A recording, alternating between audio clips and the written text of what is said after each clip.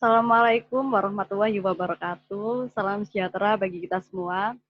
Nah, kami dari kelompok 1 akan mempresentasikan tentang bagaimana memahami manajemen publik dan pemerintahan. Jadi, presentasi dari kelompok 1 ini berdasarkan hasil resume yang telah kami lakukan dari buku Public Management and Governance, Tony Beaufort, N.L. Clover. Sebelumnya, kami dari kelompok 1 terdiri atas saya, Iza Ilina, NPM 105, Alif Gali Baskara NPM 83 dan Aldi Kurnia Wahyu NPM 64. Nah, jadi dalam buku ini yang kita resume itu chapter 1 ya, chapter 1. Jadi chapter 1 ini akan menjelaskan bagaimana perbedaan dari manajemen publik dan public governance. Nah, karena kedua hal ini merupakan sama-sama ada kata publiknya, tapi akan kita analisis perbedaannya itu dari sisi kata publik ini akan seperti apa. Nah, sebelumnya, sebelum kita menginjak ke materi intinya, ini ada sebuah materi pengantar tentang governance dan new public management sendiri. Jadi governance ini merupakan perkembangan dari konsepsi government. Nah, pengertian governance ini meliputi aspek penyelenggaraan negara yang tidak hanya dilakukan oleh government sendiri atau pemerintah sendiri, merupakan ada yang namanya private sector atau swasta dan masyarakat atau civil society. Governance ini merupakan pengorganisasian penyelenggaraan negara untuk mencapai tujuan dan pelaksanaan kebijakan negara yang secara luas dan segenap komponen negara. Jadi ada 3 sektor untuk mencapai tujuan negara, yaitu ada private sector, public sector, dan civil society. Kemudian akhirnya setelah berkembangnya zaman, ada yang namanya new public management. Nah, di masa pemerintahan New Public Management ini, pemerintah atau government tadi melakukan adopsi nilai-nilai entrepreneurship. Jadi pemerintah ini tidak hanya mengurangi peranan ekonomi, tapi juga dalam konteks reformasi manajerial. Manajemen negara yang awalnya menggunakan birokrasi tradisional, akhirnya menerapkan direformasi menggunakan pendekatan New Public Management, sehingga peran pemerintah itu yang semula hanya sebagai pengatur masyarakat berubah menjadi pengarah atau fasilitator masyarakat. Nah, di slide ketiga ini mengenai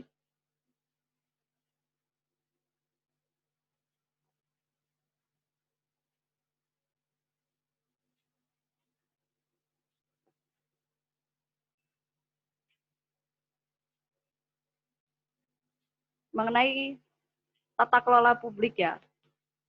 Nah, seperti yang saya bilang tadi, ada 2 istilah, yaitu public management dan public governance. Yang dimaksud oleh public governance atau tata kelola publik dapat diartikan sebagai bagaimana sebuah organisasi bekerja dengan mitranya, pemangku kepentingan, dan para jaringan lain untuk mempengaruhi hasil publik.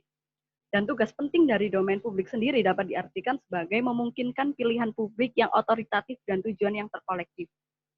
Jadi di sini bagaimana tata kelola publik ini merupakan sebuah organisasi yang bekerja dengan mitranya, pemangku kepentingan dan para jaringan lain. Pemangku kepentingan dan para jaringan lain ini yang dimaksud dengan mitranya untuk bagaimana dapat mempengaruhi hasil publik. Nah, hasil publik ini untuk mencapai tujuan yang terkolektif itu tadi. Slide selanjutnya.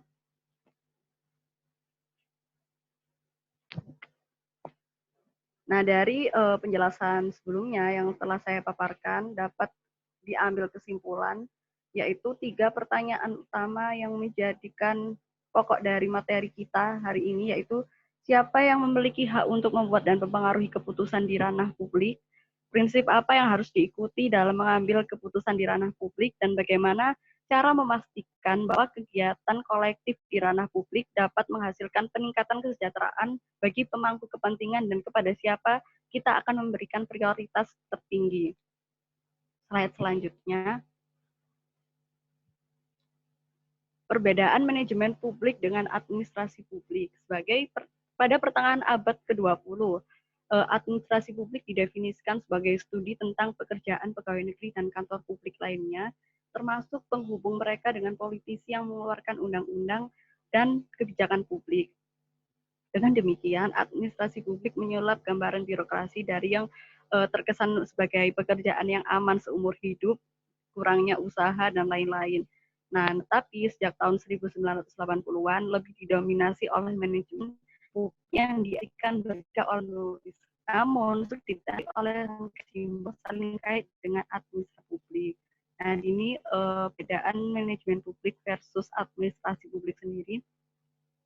Salah satu fungsi penting yang membedakan adalah pendekatan manajemen publik dengan administrasi publik itu fungsi strateginya. Dalam pendekatan manajerialisme, fungsi strategi seperti perumusan strategi, perencanaan strategi, pembuatan program merupakan hal yang dilakukan oleh manajer publik. Sedangkan pendekatan administrasi publik, konsepsinya itu strategi tidak hanya menjadi perhatian utama. Fokus utamanya adalah pemenuhan prosedur dan peraturan serta pelaksanaan instruksi dari atasan. Dan administrasi publik sendiri akan berorientasi pada pemenuhan tujuan jangka pendek, yaitu kelancaran tugas sehari-hari, sementara manajerialisme itu lebih berorientasi pada jangka panjang. Jadi tidak hanya sekedar terselesaikannya tugas-tugas pada jangka pendek, namun pencapaian tujuan, visi, dan misi organisasi yang sifatnya jangka panjang. Nah, kemudian untuk penjelasan di slide selanjutnya bisa dilanjutkan oleh Aldi Kurnia Wahyu.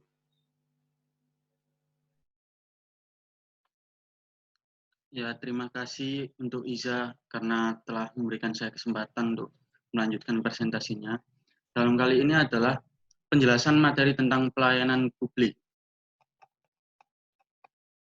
Dalam diskusi sehari-hari, kita sering menyebut layanan publik adalah apa adanya public sector. Namun, refleksi sesaat menunjukkan bahwa pendekatan yang rapi tidak dapat masuk akal lagi di beberapa negara. Di beberapa negara, sedikit layanan yang tidak pernah dijalankan oleh sektor swasta. Namun, tetap saja ada beberapa fasilitas umum yang dijalankan oleh sektor swasta. Layanan publik adalah layanan yang pantas mengintervensi publik karena kegagalan pasar. Dengan kata lain, barang atau jasa yang menghasilkan kesejahteraan sosial apabila tidak berjalan optimal di pasar bebas, maka harus diatur dengan cara tertentu oleh sektor publik. Ada salah satu pendekatan alternatif untuk mendefinisikan ruang lingkup pelayanan publik yang berasal dari politik, yaitu layanan publik menjadi hal yang penting bagi pemilihan kembali seorang politisi atau yang lebih realistisnya lagi dari partai politik yang disubsidi oleh publik. Dalam perspektif ini, layanan publik menjadi sangat penting dalam pengambilan keputusan politik di mana para politisi siap untuk menghabiskan sebagian dari anggaran agar publisitasnya harus dihormati. Slide selanjutnya. Nah, di slide selanjutnya, di slide kali ini akan diberikan materi tentang tata kelola publik. Dalam manajemen publik, banyak yang mempelajari tentang pengukuran hasil, baik dari individu maupun organisasi dalam hal output-nya. Tata kelola publik menaruh perhatian pada bagaimana organisasi dapat berinteraksi untuk mencapai tingkat yang lebih tinggi dari hasil yang diinginkan yang dicapai oleh para pemangku kepentingan. Selain itu, dalam tata kelola publik menjelaskan bagaimana keputusan dicapai oleh pemangku kepentingan yang dipandang memiliki kepentingan besar di dalam diri mereka sendiri maupun organisasi mereka, apapun hasilnya. Dalam korelasinya, maaf, belum. Selain itu, tata kelola publik menjelaskan bagaimana keputusan dicapai oleh para pemangku kepentingan. Namun, apabila tata kelola publik dapat dilaksanakan dengan benar, maka akan menimbulkan beberapa permasalahan, seperti yang pertama, keterlibatan pemangku kepentingan, yang kedua, transparansi dalam tata kelola publik tersebut, yang ketiga, agenda pemerataan, yang keempat, perilaku etis.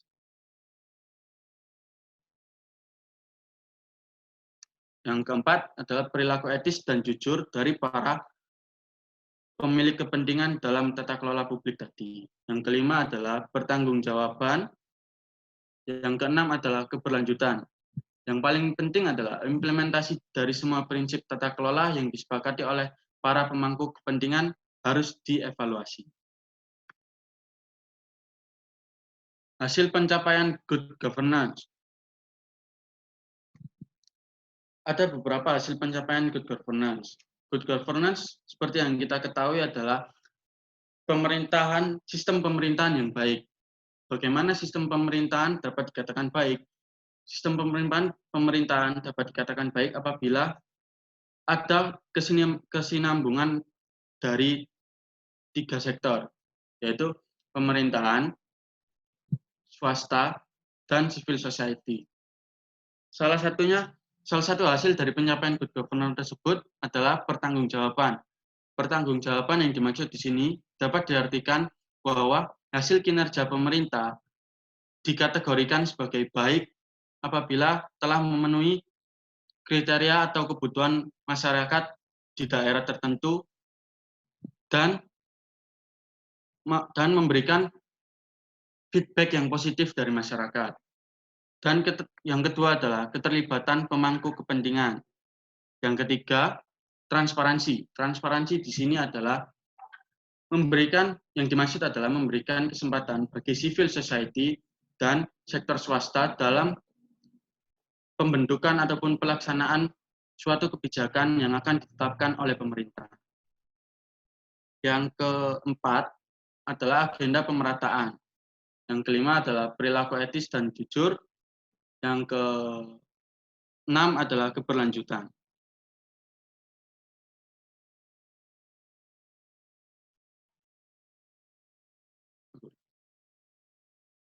Selanjutnya adalah manajemen publik dan pemerintahan publik. Konsep manajemen publik dan pemerintahan publik terpisah, tapi saling berhubungan.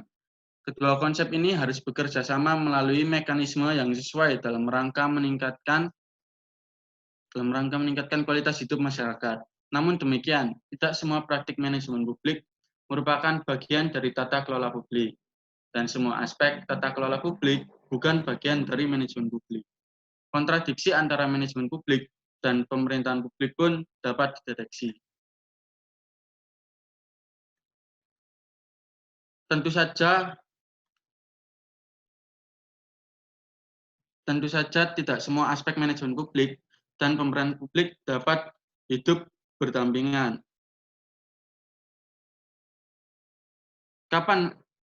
Ada pertanyaan, kapan harus ditafsirkan dari sudut pandang yang kontras?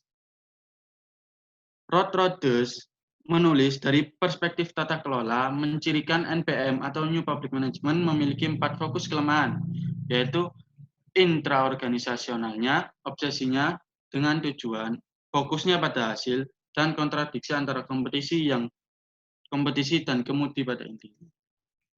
Ya, dan slide selanjutnya akan dipresentasikan oleh Alif Baskoro. Ya, terima kasih untuk Aldi atas kesempatannya. Di sini ada pertanyaan. Mengapa kita harus mempelajari manajemen publik dan pemerintahan publik? Alasannya adalah agar kita tidak hanya menjadi mahasiswa yang memiliki pengetahuan atau kita bisa menjadi manajer yang lebih efektif di sektor apapun kita bekerja nanti. Tetapi juga membuat kita menjadi warga negara yang lebih baik. Kita harus dapat memberikan kontribusi yang lebih besar ke lingkungan otoritas sekitar, wilayah, negara, di mana tempat kita tinggal. Kemudian ada pertanyaan kembali. Apa yang terjadi jika kita menolak untuk memahami manajemen dan pemerintahan publik? Tentunya kurangnya pengetahuan kita akan mempersulit untuk membantu orang-orang yang harus bekerja lebih keras untuk menggantikan kontribusi yang mungkin kita dapat berikan ketika kita mengetahui apa itu manajemen publik dan pemerintahan publik. Dalam buku ini juga membantu untuk mengetahui lebih lanjut tentang bagaimana kita lebih peduli menjadi warga negara yang aktif dan turut serta mempengaruhi keputusan yang berada di domain publik. Sekian presentasi dari kelompok 1.